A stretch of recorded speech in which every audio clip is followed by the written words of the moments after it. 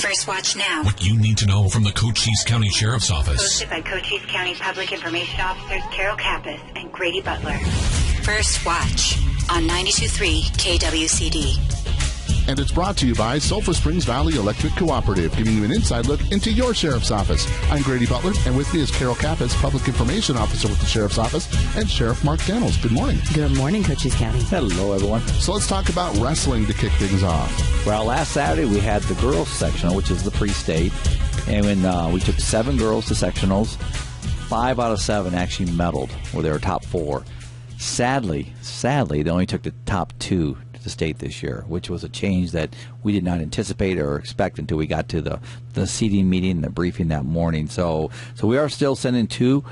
Sectional champ was Roxana Martinez at 165, and Asia General at 120. She was a runner-up. So they'll be moving into the state with the boys here and next week.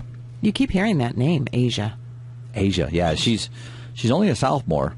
And she took runner-up in state last year. She's a tough little wrestler. Came out of the club scene and just got that natural talent. You will see more from her in the future, I promise you. She'll be one of those girls that's going to move into like D1 collegiate wrestling and make a name for herself out of Cochise County here. And then Roxana didn't wrestle last year for me. I wrestled her freshman year, went to state as a freshman, and now she's a sectional champ moving back in. So she's a junior. So both those girls will be back next year, too. And on top of that, you've been super, super busy this week. You and Commander Bradshaw left on Sunday to go to Washington, D.C. That was a fabulous outgoing and incoming trip, I understand, with all of the departures and landings and everything else being taken care of by weather or other reasons. Well, I drove the bus on Saturday, so I got back from Tucson with the school bus. Got the kids all off the bus, back into their cars, and parked the bus, and got my car, got home about 8, 9 o'clock at night. I got up at 2:30 in the morning because we were leaving at 3 in the morning to go to Washington, D.C. It was the National Sheriff Association meeting, and I chaired the border committee for NSA. So we had meetings on Monday morning. We had a breakfast at 8, meeting at 10, and a media roundtable at noon. So, and then by 2, I was back to the airport. That's how quick this trip is. But at 2:30 in the morning on Sunday morning, I get a text from the airline saying, your flight in Dallas is now canceled. No remedy. So Commander Bradshaw and I were talking about what to do. So we said, we've got to go. So we made the flight, got to Dallas, and luckily we were on 2 different ticket booths trying to get that connection, and we finally made the connection. We got on, and we made D.C. that night. So again, it was a quick trip. I think out of the 6 hours of meetings, we were on the road for like 40 hours. And but I had to get back. Number 1, I couldn't leave early because sectionals for the girls. Number 2 is I had practice with the girls and boys for wrestling. So again, it was a quick trip, but it was very productive. And just to move into that thought, we met with the sheriffs, met with the chief from Border Patrol, had a very good discussion with him and the concerns. And everybody's seen the national media, what's going on there with the agents and some of the morale issues. And my heart goes out to them and my support for them also. But and Chief Ortiz made this comment, I'll share it with you. Out of his 30-year career, this is the most complicated border he's ever seen. So I know he's got some challenges. He was very blunt, very direct, and very transparent with the sheriffs in the room. And anytime you get a bunch of sheriffs in a room, it's very direct conversation anyway in most cases. But I want to share the stats for the last 4 months that Chief Ortiz gave us from Border Patrol. In the first 4 months, from October 1 to end of January, 190,000 getaways. And that's the ones that concern me most, because that's the biggest ticket for public safety, national security, and the humanitarian side of that, because that's where your trafficking comes from your sex trafficking and beyond, which boils down to the 190,000, boils down to 47,000 a month are coming through the southwest border and into the United States and communities. And that's alarming because these are aggravated. These are usually fugitives or people that are high risk or come from countries of interest and concerns that are automatically deported in all those categories, and these people are getting into the United States. So again, that's a little concerning. The Tucson sector includes Cochise, leads the nation in those getaways. So that's alarming. Now, just encounters on the southwest border, 670,000 encounters in the first 4 months. Last year was 1.7 million, which was a 379% increase from the year before. This year they expect over 2 million encounters. So again, but the most alarming thing Chief Ortiz shared with the sheriffs was assaults in the first 4 months on agents is up 29%. That's alarming to me, and I've made those comments on this show and in our meetings we've been having this week. And then law enforcement deaths in the country, just throughout the country at all levels, local, state, and federal, is up 8%. And assaults on law enforcement is up 7%. And that's alarming to me, too. So, again, I continue to say it, and I'll continue to say it for the right reasons. Not a political statement, but a right reason versus wrong reason. The right reason is we have to secure this border. We truly do. And collectively, it needs all levels of government to do that. And when you were sharing those statistics, that's some of the things that you did in Washington. You met with all these people, and you came back early so that you could, well, you had to come back Monday evening so that you could meet with the Board of Supervisors on Tuesday morning in reference to some grant funds. So people may have gotten bits and pieces of that, but I think the meeting went really well, and I think you did an excellent job for promoting the reasons why that they should accept these funds, because it's for the good of the order for all of Cochise County, not just certain communities. Well, this is an effort working with our state legislative folks and our governor over the last year. This didn't happen overnight. This is something we saw where we were heading when it comes to our border challenges. We saw with the impact that we're seeing both in our communities, talking to our ranching, agriculture folks, businesses, and we just knew we had to do something to make this better. And that was the impact of Cochise County, plus the financial side of this. So over last year, there was a bill passed last session, $20 million set aside for cities and counties to embrace when it comes to impacts reference to the border. So as a result of that, we received some funding on that, and then we got some money from the governor. But the total agreements that came to Cochise County was just over $12.8 million. To me, I'm so excited, and I commend my team, all those that worked on that, Senator Gowan, Representative Gail Griffin, Becky Nutt, who was in office then, Governor Ducey, and all the people on both Senate and the House side of the state to bring some relief to Cochise County. And this is all advanced funding. I told the governor and I told the state legislative folks, we can't and we don't want to. This is an impact that we didn't create. Let's put it that way. So this can't be an expense back to Cochise County taxpayers. And as a result, this $12.8 million was gifted, and I say it, gifted to us to address these issues. And just to go through it really quick, $1.1 million was to sustain our camera system here in Cochise County. $750,000 plus was to buy more vehicles for our team. 6 positions were filled. And let me just say this, 100%. $1.8 million, just under. Also included $1.4 to include all the employee-related expenses. So these are 4-year agreements, by the way. So these costs run within a 4-year window. And then another $118,000 to buy medical supplies for search and rescue, to put in IVs for those that they're trying to rescue up in the mountains. The more supplies, more equipment. $1 million for overtime for the sheriff's office. Just under $700,000 for prosecution costs for Brian McIntyre's office, and another $5.6 million plus for jail cost. And I've said this before, the first 6 months of this year for border-related bookings was $830,000. So you can see that 5.6, you can see how fast that's going to go. But these are all 4-year agreements for the next 4 years to offset costs in Cochise County and to give some release to our taxpayers here. So I'm very, very happy that we got this money. And then also, you mentioned search and rescue. They've been busy as well. Goes back to why that $118,000 is going to use. This week they've been very busy, but highlight on Sunday evening, last Sunday, they had a recovery of an illegal, and then on Monday they had an illegal that was injured, and they rescued him. So again, just goes back, but they're so busy right now. I mean, based on all the dynamics that are playing out, plus it's been cold. I mean, our temperatures dictate rescues. They really do in this county. And so I commend our search and rescue. Again, I know I've talked about that the last several weeks, and I'll continue to do that because these are volunteers that go out there at midnight and put themselves in harm's way to rescue and help others, and the recovery of those that perish in our deserts and our mountains to bring a family's loved one back in. And as a result of all the numbers and talking about border-related issues, you had implemented town hall meetings. So the first one was on Wednesday night in Palominas, last night in Benson, tonight in Sunsides Pierce. So tell us a little bit about what your thought process is in having these meetings and what some of the feedback is that you've gotten so far. These meetings were done in a transparent way. You know, I hear stories, social media, bloggers out there saying, well, we're not doing our job, and we're not getting hit hard on that, or the governor's not doing anything to help Cochise County.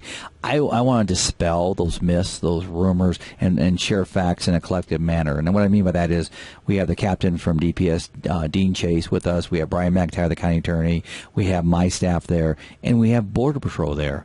And we're all there collectively looking through the same lens in a multi-badge approach to help this county and help the citizens, and sharing what I just did, the $12.8 million, the Border Operations Center, which we talked about, and there'll be more on that in the future where the governor's helping us set that up. A criminal interdiction team, which was part of that $12.8 million, where 6 deputies now are going to be part of a criminal interdiction team just to work border crimes in Cochise County, paid 100% for the next 4 years. So again, these are just the programs that we're sharing that we think are just amazing for rural Cochise County to be leading the way in that aspect. And there's nothing political about that. It's us going out there, seeing an issue, addressing an issue, and hopefully bringing relief to those in need.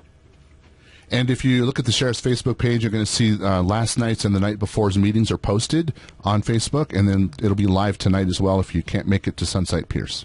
Yes, and if you have any questions, we say this in the meetings too at the end. If you have any questions about anything said or need clarification, give us a call. It's always bothersome when people speak on something that they've never spoke to me about, or it's not a message that we've ever put out. I mean, if you need clarification, let us know. Reach out to Carol, reach out to you, Grady, or myself, or any of my staff members. They're there for a reason, so you can know who they are. Who in the senior leadership is sharing the message. It can be there for you. So we want those introductions made too. So give us a call if you have any questions. And so it's important that we have the interaction, because a lot of people are interested in how this impacts them directly, and even people who don't think that border-related issues are an impact upon them personally, professionally, in their communities, they need to just take a listen just to see what's going on, because education is key here. Oh, it truly is. It's all about awareness, which is part of your education, prevention, and enforcement. And we're doing all three. Under all three objectives, we're pushing that really hard. And in a complementary fashion. True.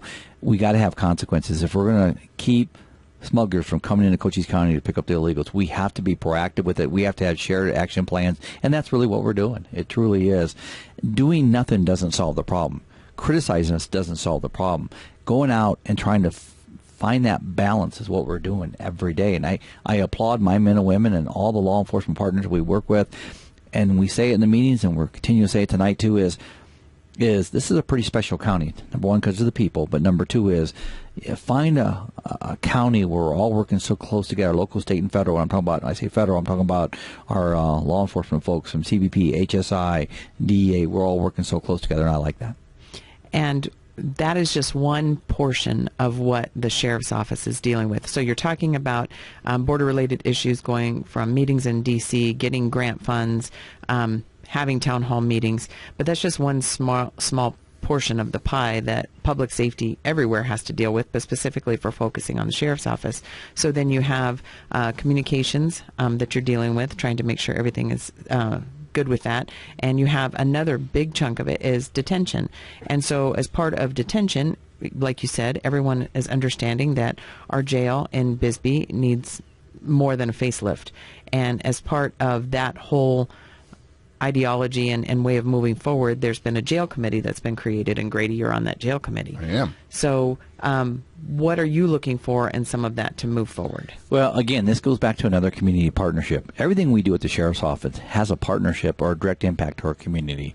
And Grady, I appreciate you sitting on this committee. I know you and Commander Kenny Bradshaw, there's like a dozen people on this jail committee, which is really the steering committee. Now that we know where we need to go, how do we get there? So you're part of that. I want to thank you for that. And I know it's a learning curve for you, but this is really marketing and outreaching back into the community so the people understand exactly where we're going. Hey, listen, we work for the communities. They need to know what direction we're going on. So thank you for sitting on that, Grady. It is my pleasure, and I accept the challenge. You do. And we were talking before we jumped on this radio here this morning, is the fact that you're going to learn a lot. But really your skill sitting there is marketing for 30 years. And that's what this is all about. I'm looking forward to the educational part of this, and I'm looking forward to representing the Cochise County Sheriff's Office and the men and women of detention who serve this community in our jails, and they do an amazing job. So I'm looking forward to it. Well, everybody that we're selected to sit on this committee all have a different lens, but we're sharing the same picture, and that is how do, like you say, Carol, it needs more than a facelift. Yeah, this is a brand new facility we're going forward, and that how do we get down the road to get that facility? And that's what this is all about, is you guys share each other's talents. Well, last couple of weeks we had an air show over Sierra Vista and Fort Huachuca, and we were very grateful for that. We were. It was cool. It was a big talk for like a week. Thunderbirds, and people are heading out to the airport. I know my grandkids went out there, but it's just so neat to see that. And I went to a couple of meetings over on the side of the county, and you hear them going over, you stop, and it's just really neat. People all over the country love to go see the Thunderbirds and the Blue Angels, but to have them right in our backyard. And you did a video. It's on our Facebook. I didn't realize you did that until today, and that's really cool. So if you want to see kind of a little highlight, go to our Cochise County Sheriff's Office Facebook page, and you'll see what Grady did for us. That was fun, and they are amazing to watch. Well, let's talk about the big games this Sunday. So what is your safety message of the week? Well, it's Super Bowl. Super Bowl, it brings hype, brings people together, brings social together, and it brings the spirit of liquid together. And so I will say this. I mean, we want you to have fun. We want you to embrace during the Super Bowl. But please don't drink and drive. There's no better time. I know some of the guests here following up with me are going to talk about that more in detail. But we don't want a tragedy on Super Bowl. It's a day of celebration to enjoy our sports and embrace that. But if you drink alcoholic beverages, Uber, friends, walk, whatever it takes, but please don't get behind the wheel of a motor vehicle and drive. And you have to really take one thing into consideration, and I'm just going to back up just for a second, and just looking for our calls for service for the past week. I don't know what it is, but it's the entire county has got domestic violence issues. People arguing and fighting and doing whatever they're doing. It's crazy. So then fast forward now to Super Bowl. I mean, be energetic and support your team, or pick a team, pick a side, do what you need to do. But my goodness, just make sure you just manage yourself. Be realistic, because realistic comes with consequences if you don't handle it right.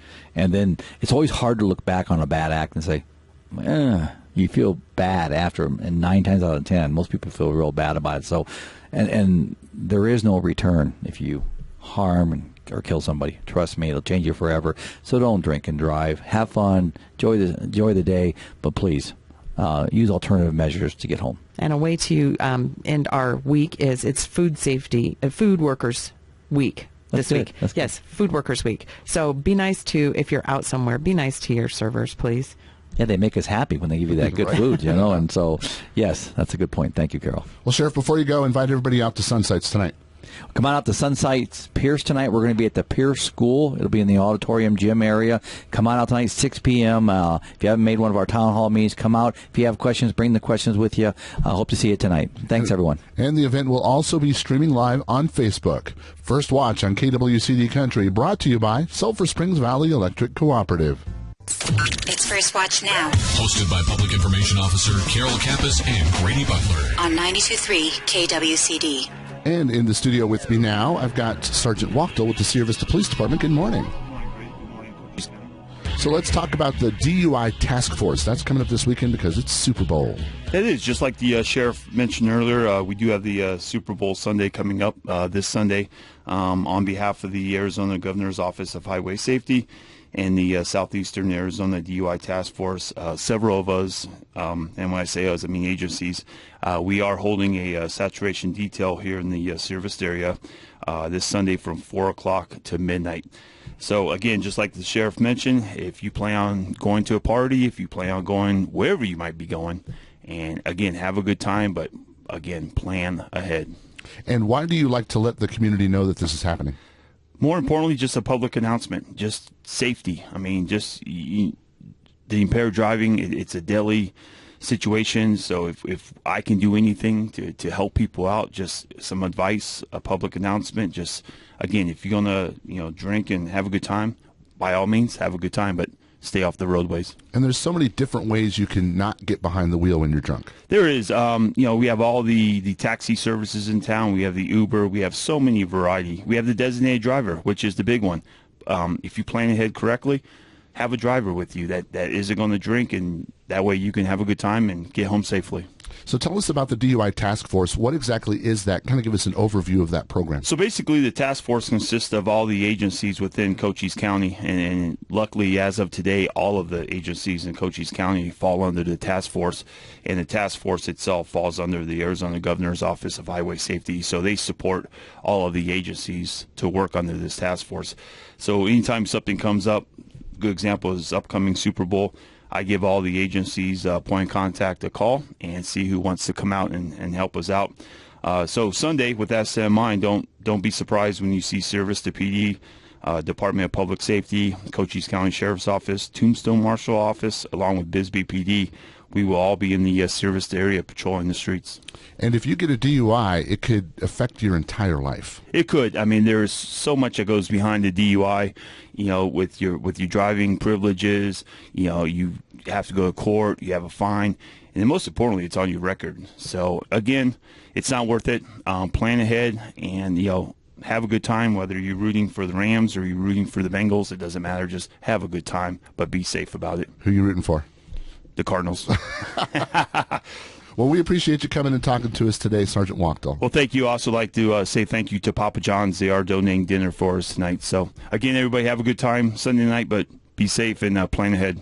First Watch on KWCD Country, brought to you by Sulphur Springs Valley Electric Cooperative. It's First Watch Now. Hosted by Public Information Officer Carol Kappas and Grady Butler. On 92.3 KWCD. And it's brought to you by Sulphur Springs Valley Electric Cooperative. And in the studio with me now, I've got Arlene from Sierra Vista Animal Care and Control. Good morning. Good morning. Tomorrow, you guys are celebrating your anniversary. That's right, our 14th anniversary. The shelter opened February 14 of 2008, but since this year Valentine's Day falls on a Monday, we're celebrating it tomorrow.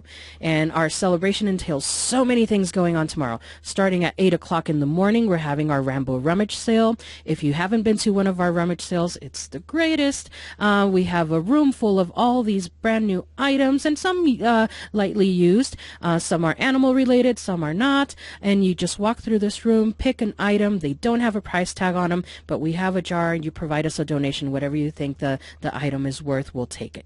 The last time we did a Rambo Rummage Sale, we made over $1,000, and all that money goes towards the Friends of the Sierra Vista Animal Shelter, who is an organization that has been benefiting the animals of this community. We do all these low-cost spay-neuter clinics thanks to the Friends of the Sierra Vista Animal Shelter. So supporting them is supporting the animals and supporting you. So please come out to our rummage sale. It starts at 8 o'clock in the morning. But right after that, at 10 o'clock is when our open house officially starts. When you come in, you're going to see our beautiful big old trailer that the Friends of the Sierra Vista Animal Shelter gifted to us. Nice. And the trailer is going to have puppies. And you saw one of the puppies yesterday. Mm-hmm. Wasn't it cute? Yes. So we're going to have puppies that are going to be available for adoption, some healer puppies. So you can walk in the trailer and hopefully be able to select one of those puppies and get them adopted. We're going to have our Smooch-a-Pooch kissing booth. So we're going to have some nice doggies out there for you to meet over at by our kissing booth. I'm going to have some balloons for the kids. I got boxes of candy. We have all sorts of goodies. Popcorn Lady Kettle Corn Lady is going to be out there selling her goods, and we're going to also have a hot dog stand. So so bring some cash, spend some time with your family, even if you don't want to, or if you can't adopt. It'll be a good time for you to bring the kids to see the animals, see the puppies, smooch a pooch, get a balloon, and just have a good time. And if you do want to adopt, how does that process go? All right. So let's say you like one of these puppies that we have available in the trailer.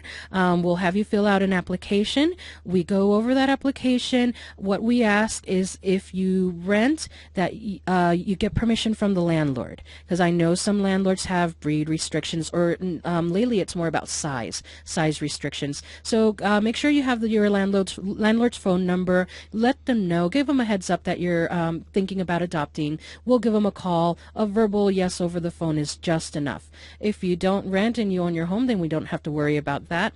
If you own any other pets like dogs, cats, or ferrets, we ask that you bring proof that they're current on a rabies vaccine, and that's something that is a really important requirement.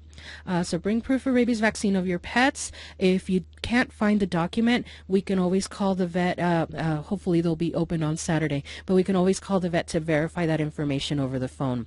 We highly recommend that you do meet and greets. So if you own other dogs or even cats, we're okay with you bringing that pet to the shelter as long as it's current on the rabies vaccine to do meet and greets. We have areas designated for that. We'll have some volunteers that'll be able to help with that. And if you can't do the meet and greet right away, it's okay. You can still fill out the application, and we'll put the critter on hold for you until we can schedule the meet and greet. And where are you guys located, and how can they get a hold of you? We are at 6799 East Highway 90, and our phone number is 520-458-4151. We're open Tuesday through Friday, 10 a.m. to 5 p.m., Saturdays from 12 to 5, except for tomorrow. Tomorrow we'll be starting our Rainbow Rummage Sale at 8 and opening our doors for the open house at 10. All right, invite everybody out one more time. Yes, please come out to the Nancy J. Barrett Animal Care Center's Lovable Open House, celebrating our 14th anniversary tomorrow at starting at 10 a.m., the open house. First Watch on KWCD Country, brought to you by Sulphur Springs Valley Electric Cooperative. First Watch is brought to you by Sulphur Springs Valley Electric Cooperative. And in the studio with me now, Officer Borgstadt with the Sierra Vista Police Department. Hey, good morning. Good morning. So you've brought a special guest. I have. Yeah, we're here to talk about the Sierra Vista Community Connect event that's coming up on March 1st. This is something we've been working on for quite some time, but the idea is to bring together all kinds of resources in Sierra Vista and Cochise County to one location, so people don't have to go all over different areas. They can just come to one location, which is the Ethel Berger Center on March 1st from 11 a.m. to 3 p.m. They can come in, register, and they can get information about the services these different agencies offer and even sign up for those services if they need them. Person I brought with me tonight or today is from Lori's Place, Ann Thrush. She's the executive director, and she's going to tell us a little bit about what Lori's Place does. Hi, good morning. Lori's Place is a family advocacy center. We are a nonprofit agency, and we provide a lot of different services for victims of violent crime. We have forensic interview services for, unfortunately, children who have been abused or sexually assaulted, to help them basically be able to tell what happened to them. We also have registered nurses who are certified to perform sexual assault nurse exams, where they can collect evidence and determine whether there's further medical help needed. We provide trauma therapy for those same victims and even close family members that have also been affected by the situation. We provide advocacy, where our advocates actually can accompany the victims to hearing dates. They can also help them to do orders of protection and many other services. They're there. They reach out to these victims periodically just to make sure they're doing okay. Additionally, we coordinate with a lot of different organizations within the community, and we help provide resources for the victims to help them get whatever services that they need. We are 24/7. We have a hotline for after hours, so we can be reached anytime, any day, and we respond as quickly as possible. We work very closely with law enforcement and DCS to ensure that all of these folks get what they need. What you do in our community is simply amazing. So how can the community help you? The community can help us by, as I said, we are a nonprofit organization, so we function on grant money, on fundraisers, and donations. So we are always looking for donations, and when we announce and have our fundraisers, we absolutely reach out and hope that the community will support us. Our website is www.lorisplaceaz.org. You can always go on there. You can read more about us and see what we do. And in addition to that, you can also place a donation right through the website. And also ask your tax preparer about tax credits that can go to Lori's Place as well. That's correct. Well, we thank you for coming and telling us about Lori's Place, and you're going to be part of this event. Absolutely. Yeah, absolutely. Yeah, Lori's Place is going to be there.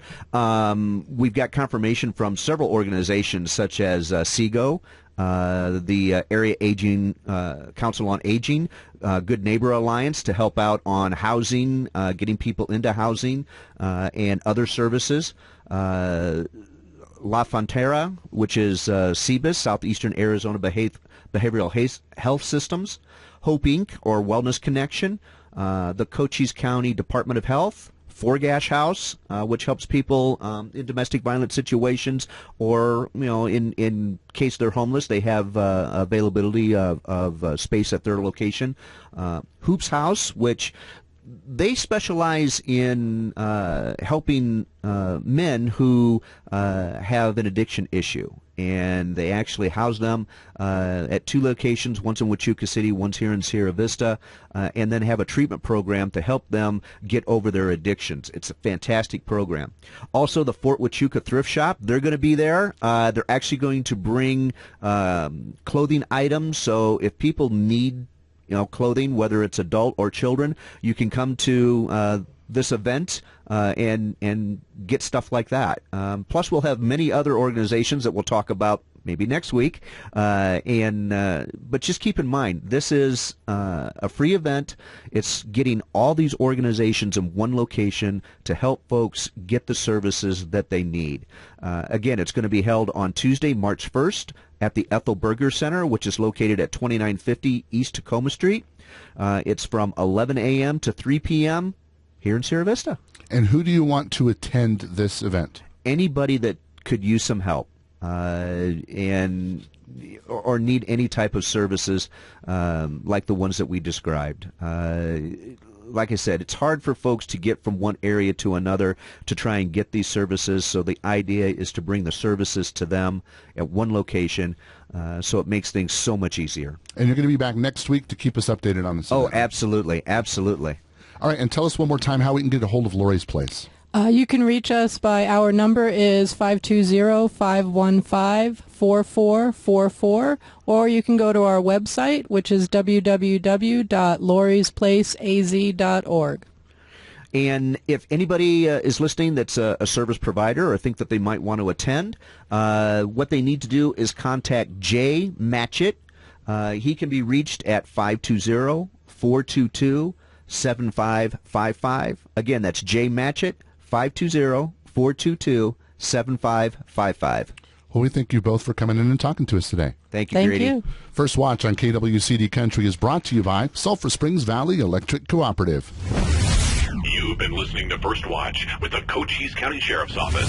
Hosted by Cochise County Public Information Officers Carol Kappas and Grady Butler. Join us again next Friday morning, 7 to 8 a.m. First Watch. What you need to know from the Cochise County Sheriff's Office. Only on 92.3 KWCD.